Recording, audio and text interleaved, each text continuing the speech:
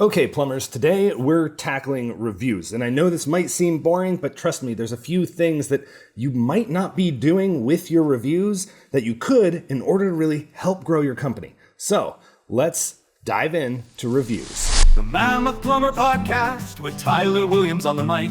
He's dropping marketing gold, making your business spike.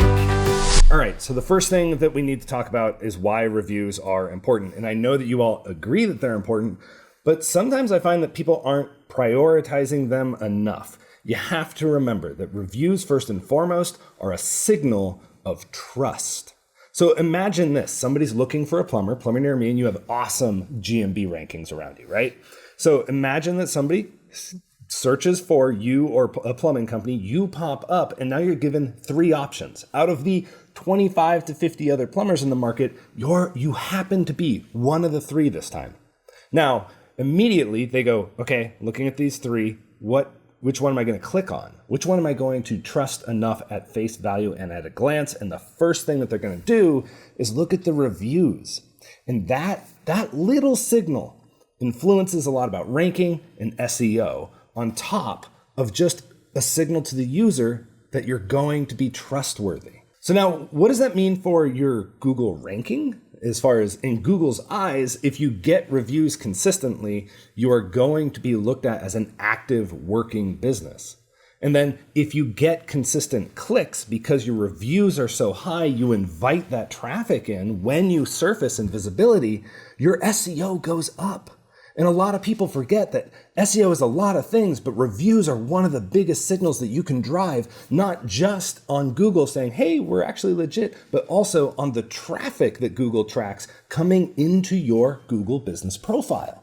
So if you're not ranking in maps, reviews can be one of the signals that affects down the line. It might not be like the first line of defense. We don't know exactly because Google doesn't tell us. But what it can do is it can invite those clicks. And you better believe it that Google wants people to click on the things that they surface for them. And Google's going to trust you more the more clicks you get, which is why that review count is so important. All right, so now let's talk a little bit about how to get them, because some of you seem to be pretty vexed by this, which I don't know why. First thing is just to ask. Really, it's that simple. Like there's a lot of little metrics you can put in place. And if you have technicians, you absolutely should have a process for this and incentivize them to get and ask reviews. The person who gets the most reviews at the end of the month gets a little spiff of some sort, right? Whether that's a coffee card, you want to give them a check, that's up to you. But I highly recommend that you make it a priority company-wide to be getting to the next threshold of reviews. So you're going to start with 0, get to 25, then get to 50, then get to 75, 100, 150, 200.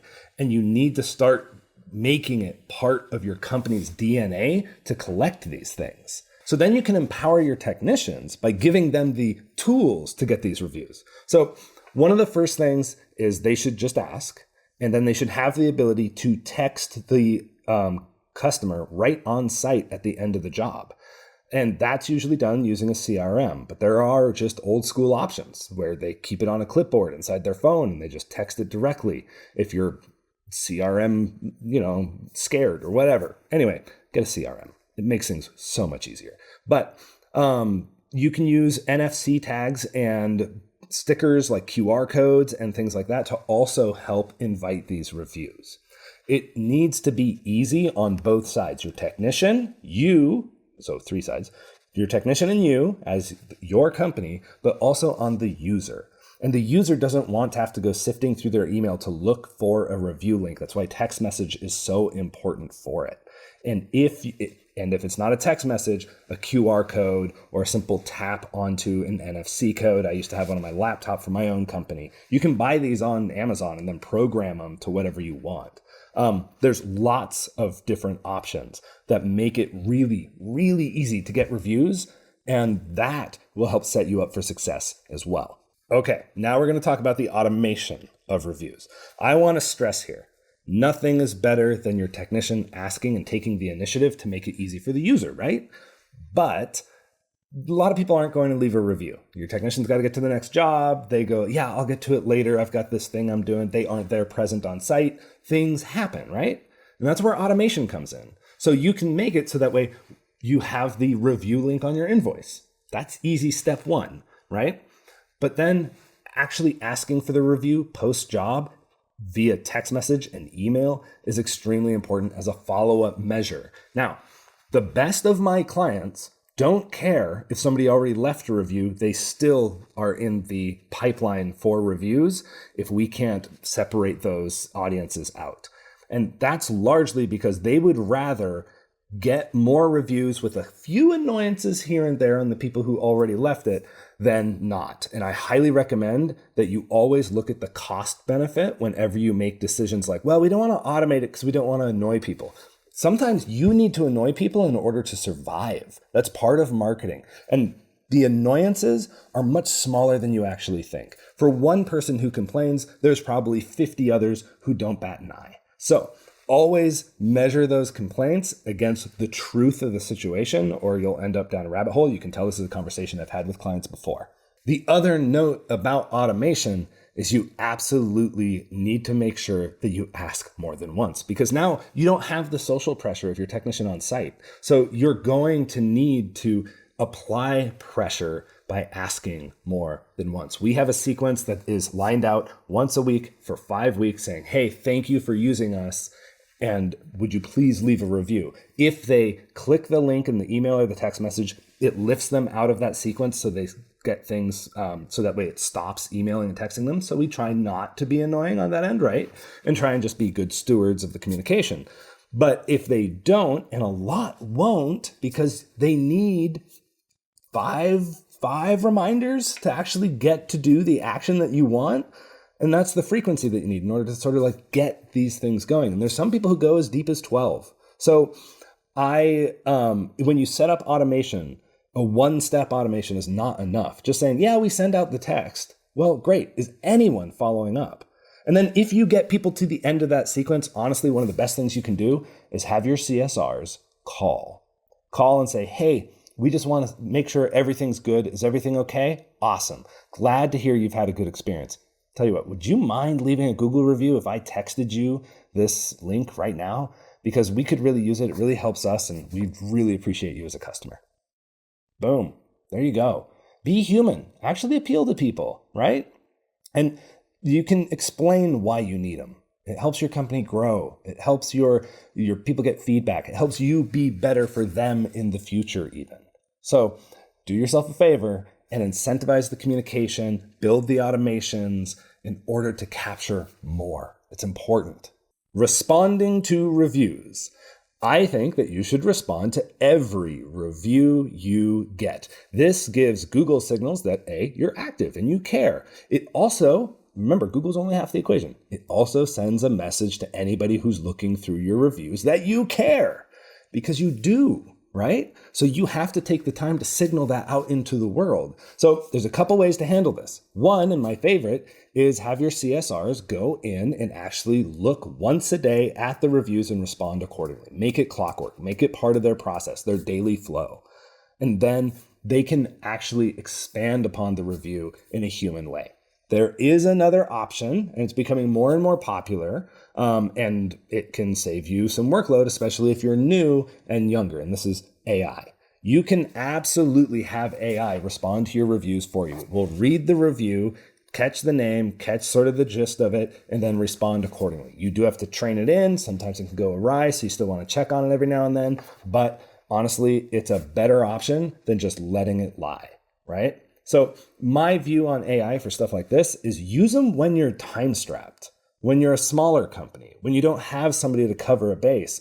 AI is a perfect solution for those moments. But then once you get to the point where you can handle it from a resource intensive sort of way, then absolutely make the judgment call of whether or not you keep the AI side or you move into a more human contact approach. Okay, so those are the ways that you can handle those responses with a little bit less load. Now, if you're a one-man shop, sorry, man, you're going to have to put in some extra time if you're busy, but this will keep you busy, or it'll help keep you busy. Average rating for your reviews. So some people get really, really bent out of shape the minute they drop below a 5. The problem is, how trustworthy is a 5? Honestly, I think that 4.5, 4.8, somewhere in there, like that is kind of the sweet spot when it comes to looking at companies online, because it's not too good to be true. Everybody knows that too good to be true is too good to be true. And we want to be sure that your company is looked at as real. That doesn't mean go ask for a bad review, but don't be afraid of the bad reviews. And so your rating, if you get one person who's disgruntled, you know what? That's going to happen. You're not going to be perfect. And it's okay to accept that imperfection in your business because it's actually more appealing for any other customer to see that, man, it didn't go well here. But you know what? They still responded to that review and they said they were going to make it right. Now, the way you respond to negative reviews is you try and move that conversation offline. A lot of times you will see negative reviews pop up for companies or customers that you don't have as an actual customer, like you don't have a log of it, in which case just say, hey, we're not seeing you inside of our system. Can you please call the office? And if we can figure out where the disconnect is, we'll make it right for you. What that does, it signals to everybody else who's looking for your bad reviews or looking through your review scroll, like it signals to them that you actually will take care of the user at the end. Extremely important that you have those moments to showcase your customer service. And that's one of the best ways to do it. To sum it all up, reviews are the report card of the internet for your company. You can't avoid it. I remember when they first came out, we had a client who was like, people left me a bad review. What am I supposed to do? Google just opened it up. Now I have to manage it. And I was like, yeah, you do. We don't get to choose the consumer behavior patterns. We get to insert ourselves into them in order to utilize them to learn about our customer and make sure that we're taking care of them. If you find that you're getting bad reviews or too many bad reviews, you probably got a company problem. That's nothing to be embarrassed about. You just need to go through and fix some things and be humble enough to accept that, you know what? Maybe I've got a problem I need to fix. I think every company has looked at a section of their business and gone, I feel like this isn't as good as it could be, so let's make it better. We do that sort of analysis multiple times throughout the year in order to try and hone our offerings in for our clients. It's no different for you. Like, take a look, a good, long, hard look at your business and go like, do I have a tech who's consistently getting bad reviews? Do I have a specific kind of job that's getting bad reviews? Is there a symptom here that is common that I can then put a solution in place for? So anyway, this has all been about reviews. I hope this is helpful and it gives you some ideas on things that you can do. If you have questions, feel free, leave me a comment, subscribe if you want more stuff like this, because I'm really interested in helping plumbers learn their way around the marketing sphere. That said, I do have an agency. And so if you would like to talk with somebody on my team, possibly me if the schedule allows, go ahead and schedule a consult and we'd be happy to talk to you. Thanks. Want to grow your business? Here's the plan. Go to TylerWilliams.net and be the top in the land. Now let me tell you the epic tale of how Tyler Williams became the marketing man. His story begins when he was just a year-old lad. His mother needed a plumber, but their ads were so bad. The house flooded and sank, and young Tyler was mad. Swallowed by the earth, into the abyss they fell. He blamed the bad marketing that led them to this hell. At 1 year old, he vowed to the stars above he'd harness marketing power and give plumbers some love. He's Tyler Williams, the marketing baby. From tragedy he rose to bring plumbers joy. With a vow to the stars and a plan in his hand, he's the one who'll save them, the marketing baby. 10 years later, he set out on a quest to find ancient secrets that would make him the best. He tamed Mark the Mammoth and rode the wilderness fast, fighting bland campaigns, leaving them in the past.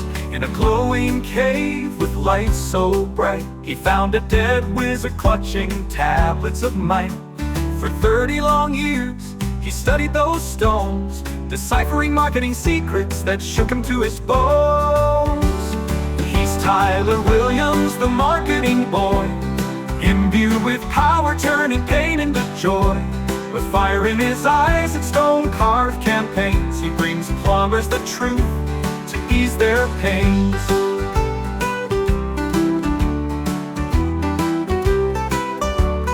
30 years later, he emerged from the cave, riding Mark the Mammoth, a legend so brave. Back to Alaska with tablets in tow, He chiseled new ads ready to make them glow. His campaigns were epic like discovering fire. Plumbers would soar, lifted ever higher. He hit the launch button, the world wasn't prepared. Neighborhoods flooded with jokes as Tyler declared. After 40 long years of learning marketing power, the baby became a boy, the boy became a man, and now Tyler Williams finally became the fabled marketing man. He's Tyler Williams, the marketing man, bringing plumbers out of the Stone Age as fast as he can. With jokes and memes, he blankets the land. Soccer moms swoon, it's all part of the plan. Now Tyler roams the world with boldness and might, crafting campaigns that set everything right. He's bald, bearded, with glasses in place, laughs at his jokes, but they're never out of place. With a smile and a wink, he launches the show. His ads are dumb, but they make plumbers grow. He's the marketing man, with campaigns so grand, bringing plumbers out of the Stone Age as he planned.